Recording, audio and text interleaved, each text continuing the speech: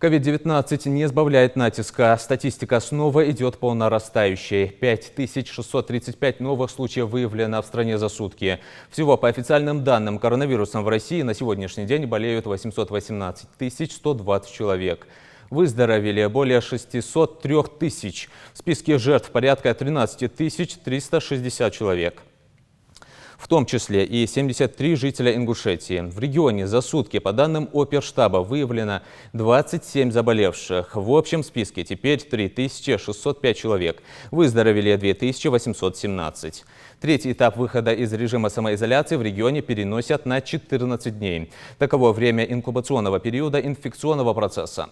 Это решение принято на совещании в правительстве под председательством премьер-министра республики Владимира Сластенина. По словам заместителя руководителя управления Роспотребнадзора по региону Зары Гетагазовой, целесообразность переноса запуска третьего этапа обусловлена неустойчивостью текущей ситуации. Период временного спада заболеваемости сменяется относительным ростом. Рост заболеваемости отмечается сейчас у нас в республике, относительно роста заболеваемости.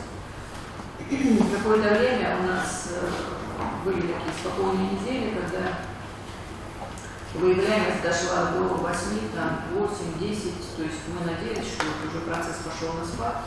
К сожалению, сейчас опять мы наблюдаем рост. Показатели, которые являются основанием для перехода на следующий этап, снятие ограничений, один из самых важных показателей – это коэффициент распространения инфекционного процесса, РТ. Если он равен единице, это означает то, что каждый заболевший приводит за собой одного заразившегося от него контакта. Для того, чтобы мы пришли на третий этап, нам нужен этот коэффициент 0,6. То есть тут получается, что от двух заболевших у нас будет только один контакт. То есть эпидемия идет на спад, если судить по этим показателям. Сейчас у нас этот показатель перескочил за единицу. Последние несколько дней он у нас 1,2. Даже за единицу? Да, уже за единицу перескочил. Единственный фактор, который сейчас мы отслеживаем, это, конечно, такие массовые мероприятия. Похорон у нас, к счастью, уже не так много стало. Вот основное идут свадьбы. Это отложенные свадьбы с того периода, когда была высокая заболеваемость. Многие отложили свои свадьбы. И вот у нас июль, особенно большая нагрузка в августе идет. Идут массовые свадьбы со всеми причитающимися там разными мероприятиями праздничными. Вот здесь вот тоже особая просьба обратить на это внимание. Свадьбы проходят дома. Вот на прошлой неделе у нас шел большой рост заболеваемости по Икажеву. То есть там прослеживается явно вот этот бытовой уровень. Либо недостаточно моете посуду, либо к обслуживанию гостей привлекаются больные или носители. То, что само население не соблюдает какие-то элементарные гигиенические требования, это уже всем понятно. Это ясно, понятно, что есть какая-то эмоциональная усталость от этой ситуации всей, но тем не менее успокаиваться еще не время. Заболевание тяжелое, тяжело протекает. Сам этот возбудитель отнесен ко второй группе. Чтобы было понятно, я вам объясню, всего эпидемиологами, инфекционистами все возбудители инфекционных заболеваний и вирусы, и бактерии, они разделены на 4 группы. Вот новый коронавирус, он отнесен ко второй группе, потому что существует определенный процент летальности этого заболевания. То есть выше в первой группе, это, чтобы вам было понятно, это натуральная оспа, чума, сибирская язва. То есть вот такие страшные заболевания. А новый коронавирус отнесен ко второй группе. То есть заболевания специалистами расцениваются как очень серьезные, и относиться к нему надо соответственно профилактике этого заболевания. Поэтому, учитывая все эти условия, у нас по предварительному плану третий этап был запланирован на 15 июля.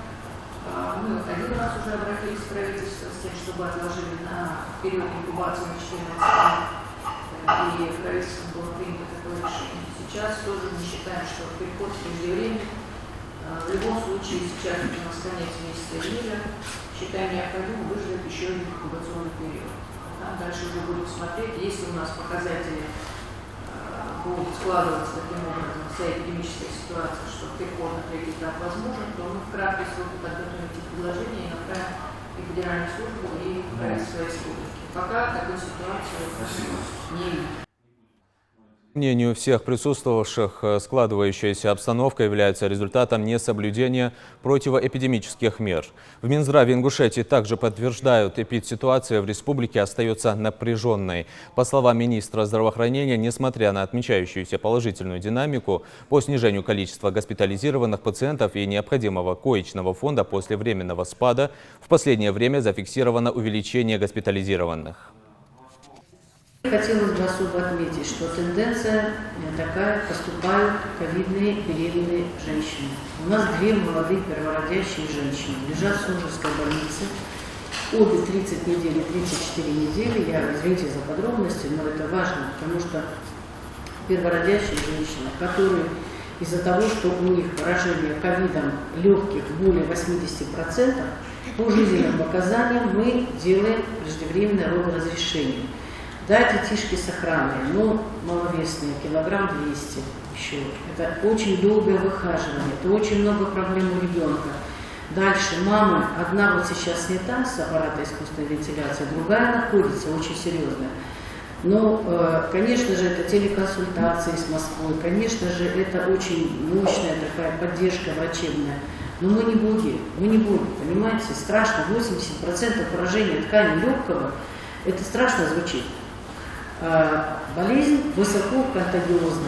И вот сейчас то, что стали, и вчера вот еще одна женщина поступила, тоже молодая, беременная, привезли, но там больше срок плодоношенности ребенка.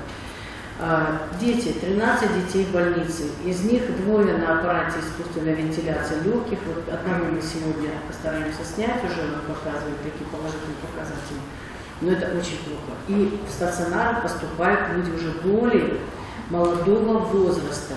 У нас вот одна женщина умерла, 50-го года рождения, молодая женщина, зрелая, такая хорошая женщина, которая обратилась поздно, продолжается позднее обращение. Несмотря на то, что мы ежедневно, каждый день и по интернет-ресурсу, и по телевидению мы говорим о том, что при первых признаках, пожалуйста, обратитесь к врачам.